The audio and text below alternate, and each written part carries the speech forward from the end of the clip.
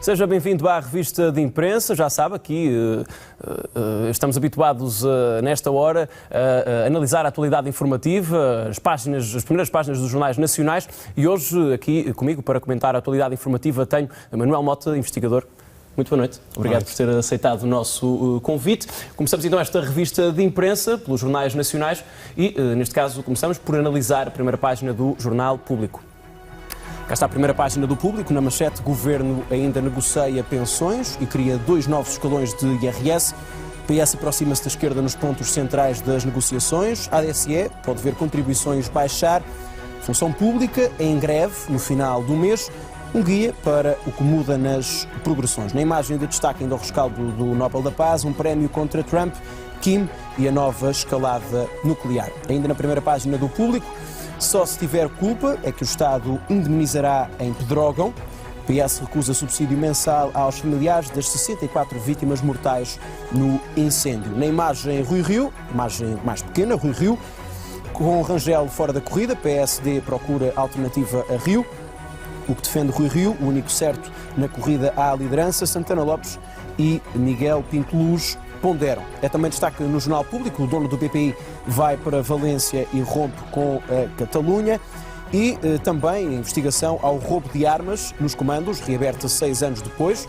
Uma das armas roubadas foi recuperada, caso foi arquivado 2 vezes.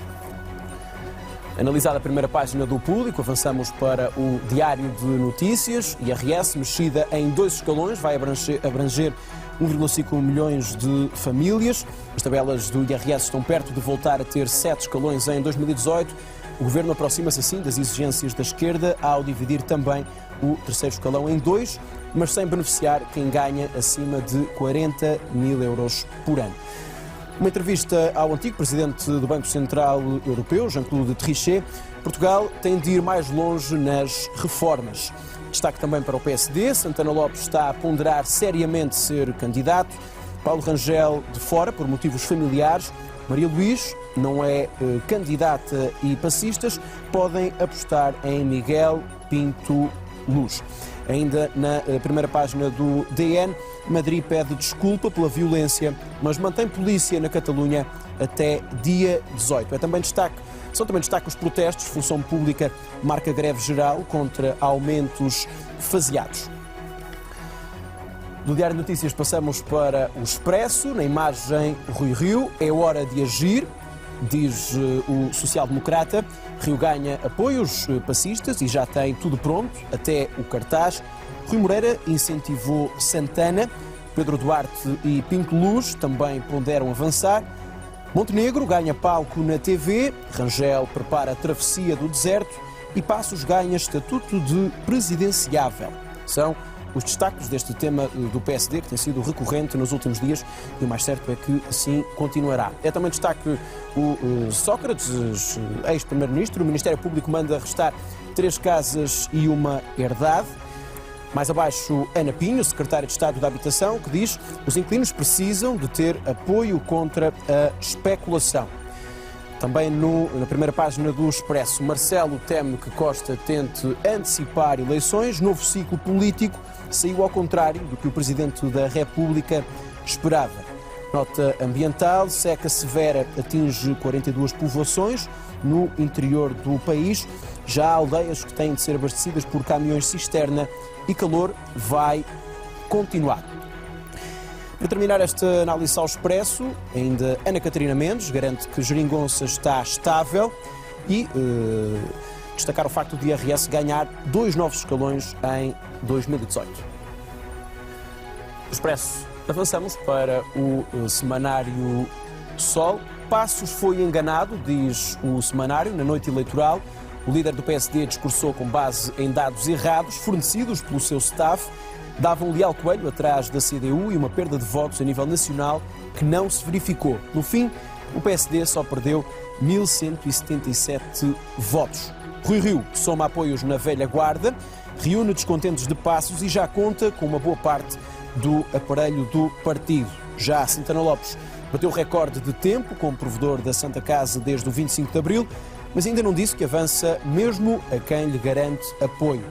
Miguel Pinto Luz posiciona-se contra Rio, como o rosto das novas gerações. Marcos Mendes recebeu apelos, mas juntou-se a Montenegro e a Rangel entre os indisponíveis. À esquerda, no Sol, Assunção Cristas diz que o CDS vai sozinho às legislativas de 2019.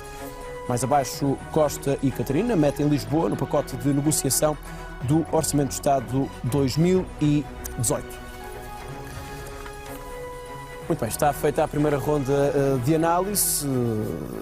Há aqui vários temas em destaque, mas sugiro que comecemos por estes pormenores que vão surgindo e que vão traçando aquilo que será a proposta do Orçamento do Estado para o próximo ano. Hoje, com esta notícia em concreto, o facto de, para o ano, existirem, ao que tudo indica, 2 novos escalões de IRS. Não nos foquemos só nesta medida, mas daquilo que tem acompanhado das negociações do Orçamento do Estado, o que é que podemos esperar para o próximo ano?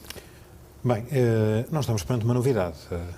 Já tivemos 7 escalões e, felizmente, os 7 escalões são muito mais justos. São justos. São mais justos porque permitem, com uma maior ponderação, que não haja uma decalagem grande entre escalões e que não hajam injustiças de quem está nos limites dos escalões. Portanto, é uma medida, em meu entender, bastante positiva e que resultará num benefício para cerca de 1,5 milhão de famílias, portanto, abrangerá 1,5 milhão de famílias, o que é muito positivo, nesta lógica de recuperação de rendimentos. Portanto, acho que é a linha estruturante do novo Orçamento de Estado.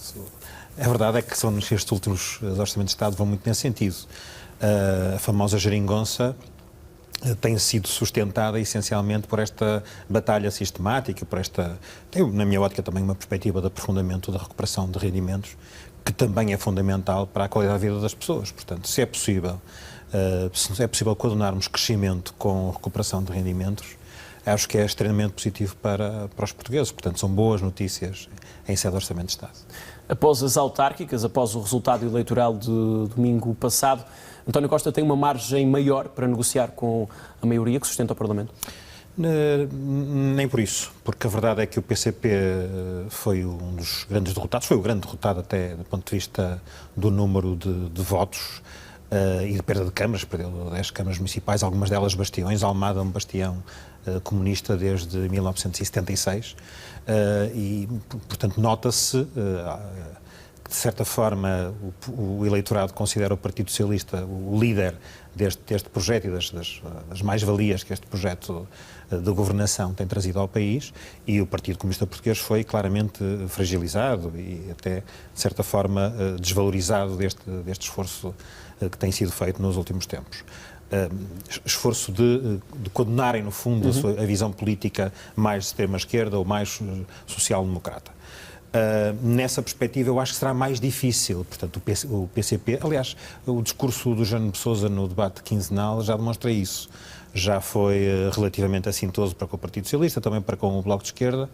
O Bloco de Esquerda, que teve um resultado, também não tem grande peso eleitoral em termos de autárquicas, mas que se manteve mais ou menos nas linhas anteriores. O Partido Comunista tem que encontrar aqui um discurso próprio, mais autónomo, e eu acho que neste contexto de negociações tenderá, de certa forma, a forçar um bocadinho mais aquilo que são as suas propostas. Portanto, as dificuldades de acordo poderão aumentar. No entanto, também o prazo é muito ténue, é muito limite, é muito próximo. Estamos em novembro, portanto, estamos em outubro para apresentar o Orçamento de Estado em novembro, portanto, não me parece que haja uma grande mudança de fundo nos próximos tempos, pelo menos para o Orçamento de Estado de 2018, e acho que chegará a bom porto. Não há aqui questões até de fundo que sejam colocadas neste momento.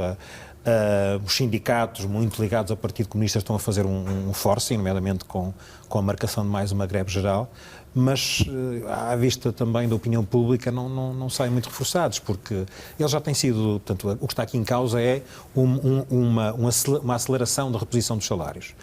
Sabemos que, aliás, se formos à primeira página do Diário de Notícias, o Jean-Claude Trichet vem pôr em causa este conjunto de questões, não é? Portugal precisa de reforçar as reformas estruturais, e nas reformas estruturais, na avaliação que foi feita em março deste ano, uma das questões que é colocada é nomeadamente a despesa com os salários da administração pública e com o número de funcionários na administração pública. Portanto, é preciso ter um equilíbrio muito importante e muito complexo, porque não se pode, de facto, avançar com uma reposição imediata. Os indicadores económicos são muito objetivos nesta matéria, porque pode trazer depois dissabores significativos. Infelizmente, tivemos no passado exemplo disso. A verdade é que a veia negociadora de António Costa tem vindo ao de cima ao longo destes últimos anos, mas em relação à função pública a situação parece não estar fácil, porque o mês de outubro está repleto de anúncios de greve ou de greves, se caso o Governo não recue. Falo do setor da educação, do setor também da justiça, do setor também da saúde. Até que ponto é que António Costa conseguirá descalçar esta pedra no sapato, digamos assim? Eu acho que conseguirá com alguma facilidade. E porquê?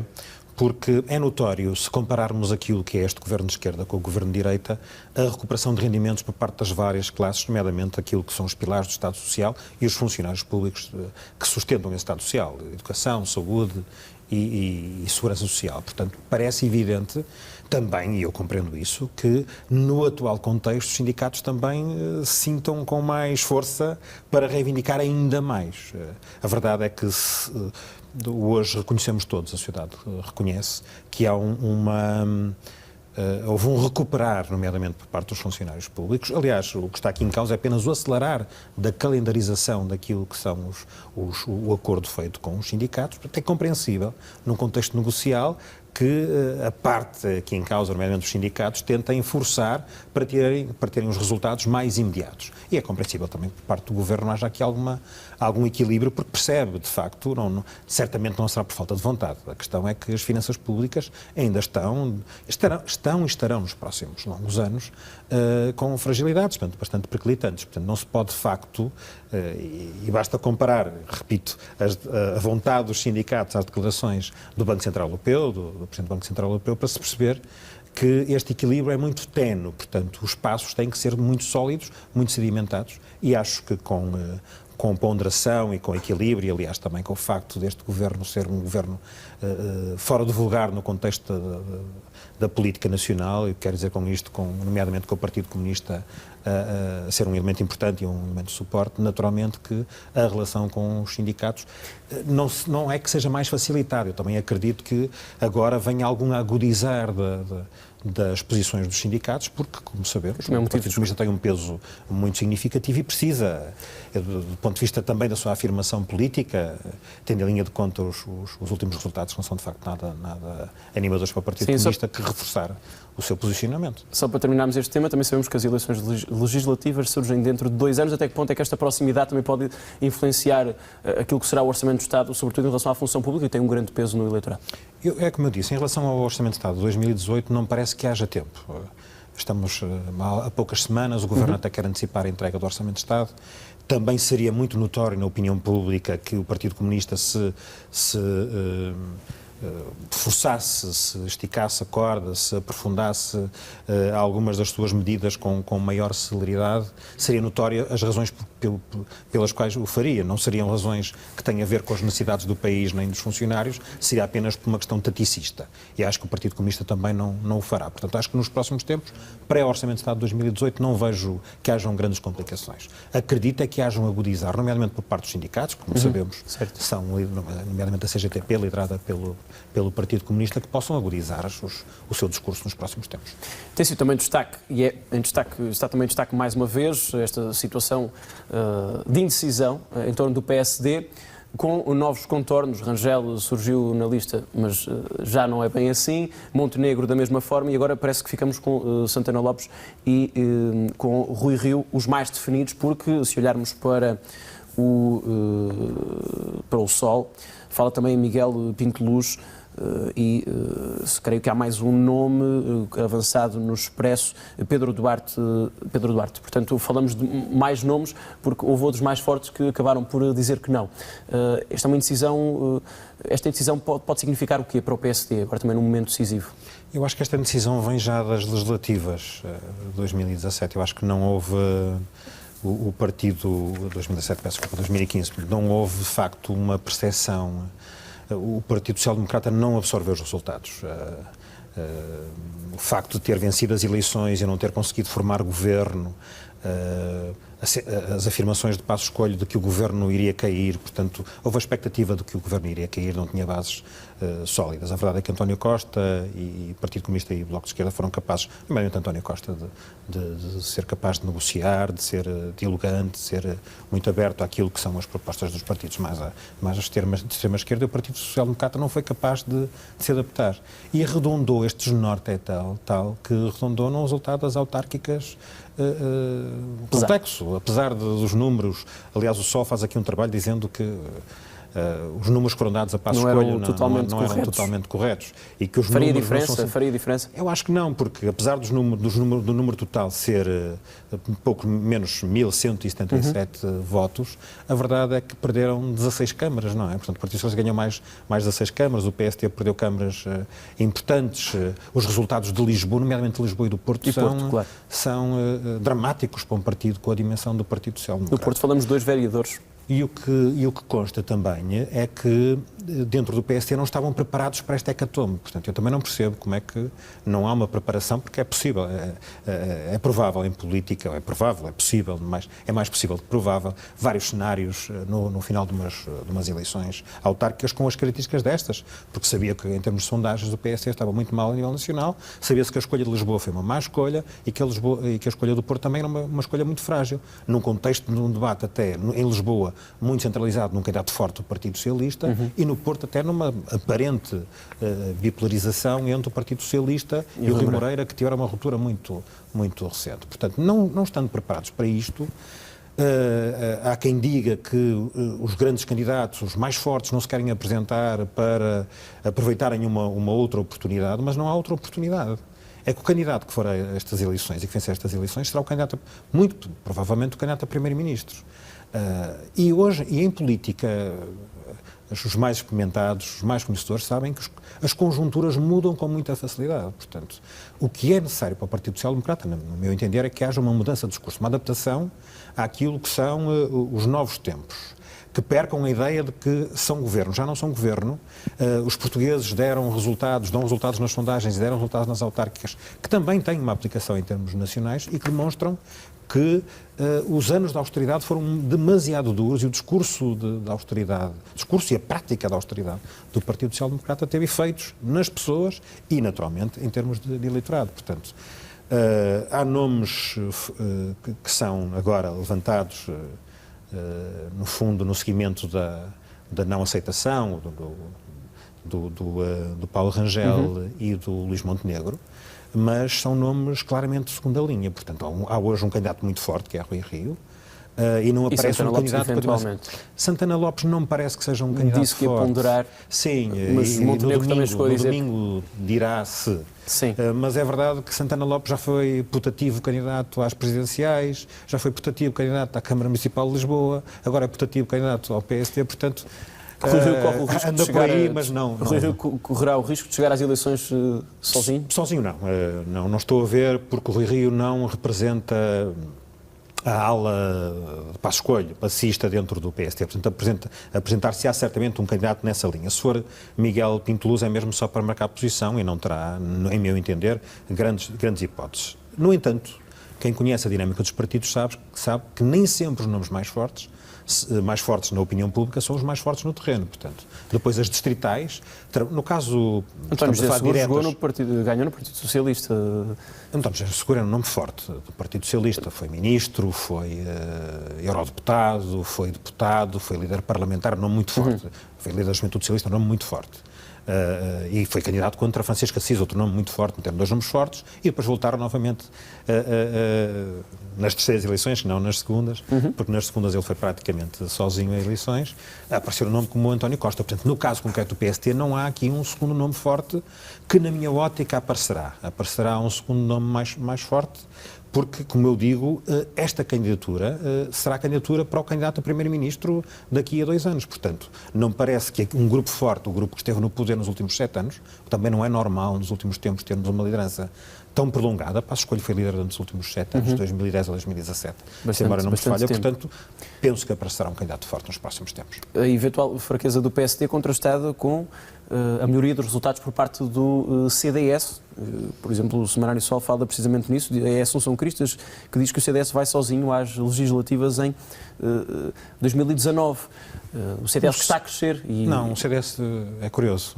Acha que não? Com uma imagem... Não, são os dados que eu confirmo. O CDS teve menos votos nestas autárquicas que teve nas autárquicas de há 4 anos atrás, 2013. Portanto, passaram a ideia contrária, é verdade. Mas os números... Talvez pelos resultados negativos do PSD, acabaram por ter Eu acho que a questão central é essa, é que o PSD está a cavalgar a onda negativa do PSD, o desnorte completo do PSD. Foi assim em Lisboa, e com o resultado de Lisboa conseguiram passar uma imagem de que tiveram um melhor resultado em termos nacionais quando isso não aconteceu, e vão tentar também nessa perspectiva conseguir reforçar o seu peso em termos eleitorais nos próximos anos, até às eleições legislativas de 2019.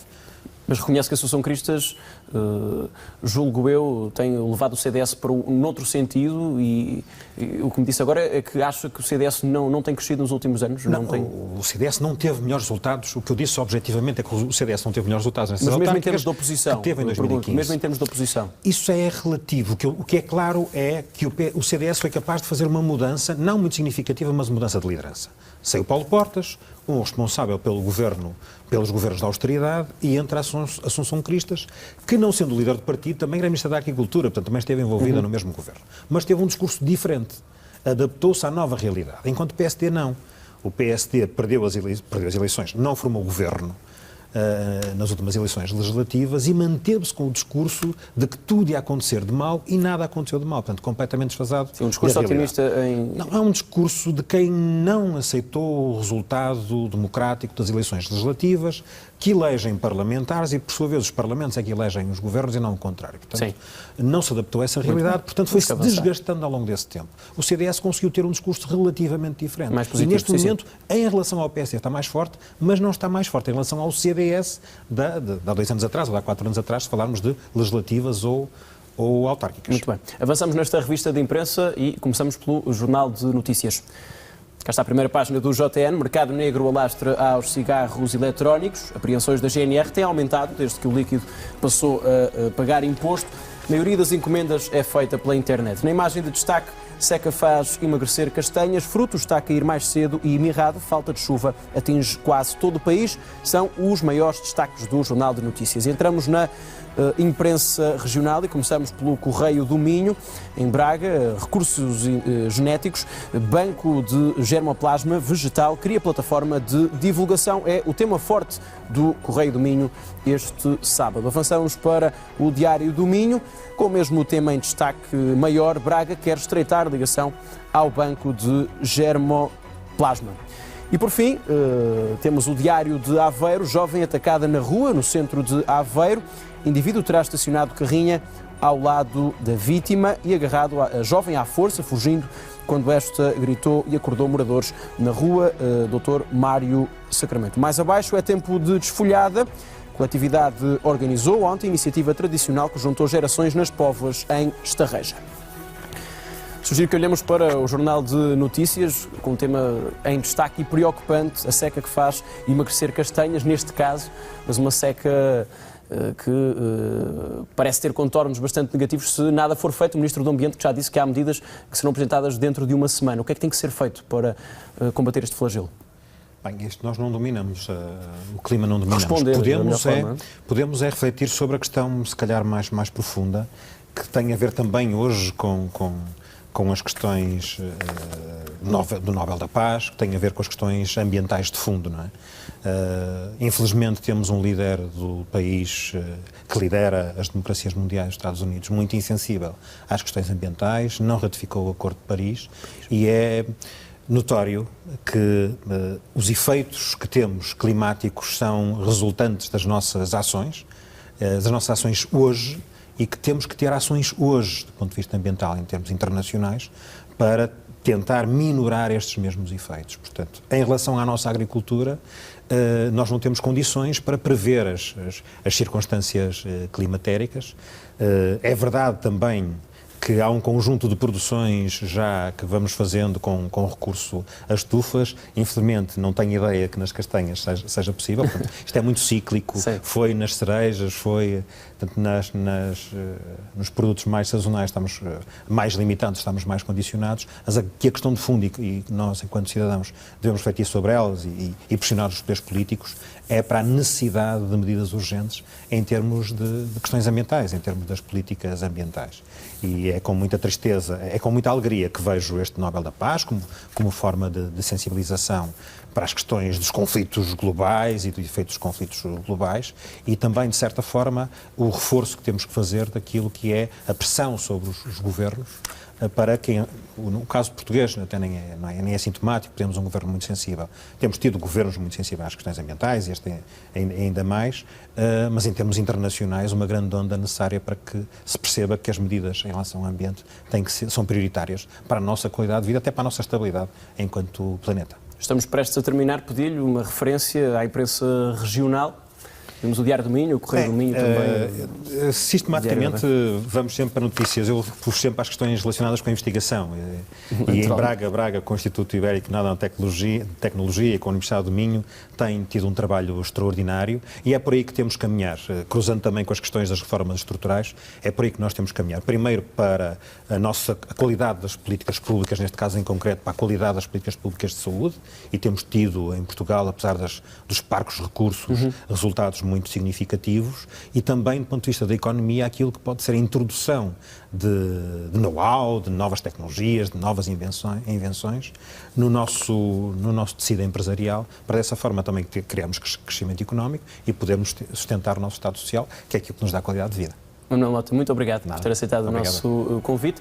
Chegamos ao fim desta revista de imprensa. Já sabe que pode e deve manter-se atualizado através do nosso site em portocanal.sapo.pt. Da minha parte é tudo. Fique bem. Fique com o Porto Canal.